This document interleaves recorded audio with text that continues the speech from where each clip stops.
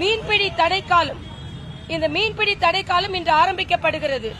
மக்களுக்கு 8000 ரூபாய் மீனவர்களுக்கு கொடுக்கப்படுகிறது.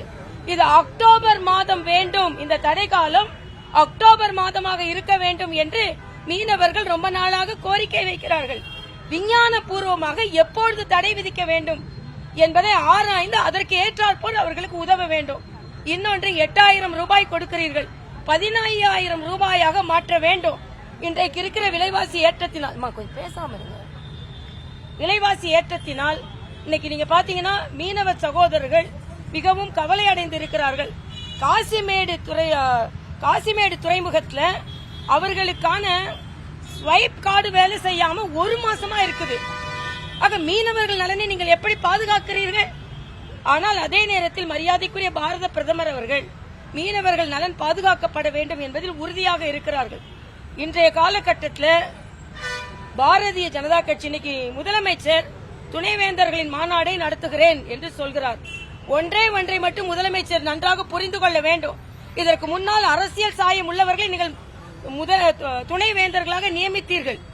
நீங்கள் அரசியல் சாயம் உடையவர்களை துணைவேந்தர்களாக ஊக்கப்படுத்தினீர்கள் என்றால் பாரதிய ஜனதா கட்சி போராட்டத்தை முன்னெடுக்கும். கல்வியாளர்கள் தான் நியமிக்கப்பட வேண்டும். இன்றைக்கு இவர்கள் தவறான ஒரு முன்னுதாரணத்தை முன்னெடுத்து சென்று கொண்டிருக்கிறார்கள். அதற்கு உச்சநீதிமன்றத்திற்கு மேல்முறையீட்டிற்கு உள்துறை அமைச்சகம் செல்கிறது.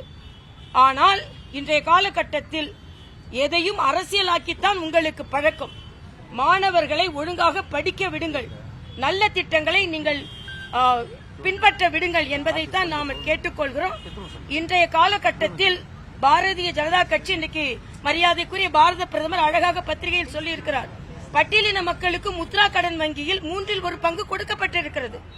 பட்டியலின சகோதரர்களுக்கு 44,000 கோடி ரூபாய் அவர்களுக்கு உதவித்தொகையாக கொடுக்கப்பட்டிருக்கிறது. ஆக மாநில அரசு கூட இந்த அளவிற்கு பட்டியலின சகோதரர்கள் எதுவுமே செய்யல.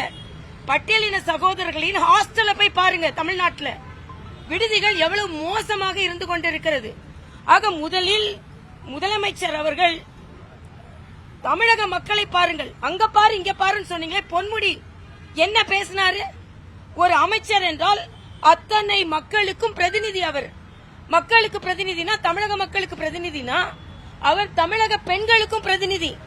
ஆக தமிழக பெண்களை மிக மோசமாக அசிங்கமாக பேசிய பொன்முடி எப்படி அமைச்சர் அவர்கள் நீக்கும் எதிரான என்பதை நாங்கள் இங்கே அடையாளப்படுத்துவோம். கனிமொழி சகோதரி என்ன சொல்றாங்க? முதலில் அவர்கள் கண்டனம் தெரிவிக்கிறது. கட்சி பதவி ஒண்ணு பெருசு இல்ல. கட்சியில் நீங்கள் கட்சி பெண்களுக்கு பிரதிநிதி அல்ல, தமிழக பெண்களுக்கும் பிரதிநிதி தான். ஒரு அமைச்சராக இருக்கும் பொழுது ஒட்டுமொத்த தமிழக மக்களுக்கும் அவர்கள் பிரதிநிதிகள். அப்படி என்றால் தமிழக பெண்கள் பொன்முடி அவர்களை நிச்சயமாக அமைச்சராக ஏற்றுக்கொள்ள மாட்டார்கள். அதனால் நீங்கள் அமைச்சரவையில் நீக்கும் வரை நீங்கள் பெண்களுக்கு எதிரானவர்கள் என்ற முத்திரையை நாங்கள் குத்துவோம். அதுதான் சரியாக இருக்கும். பிளே ஸ்டோர் மற்றும் ஆப் ஸ்டோரில் இருந்து பாலிமர் செயலியை QR கோடு மூலம் பதிவிறக்கம் செய்யுங்கள். செய்திகளை உடனுக்குடன் பெறுங்கள்.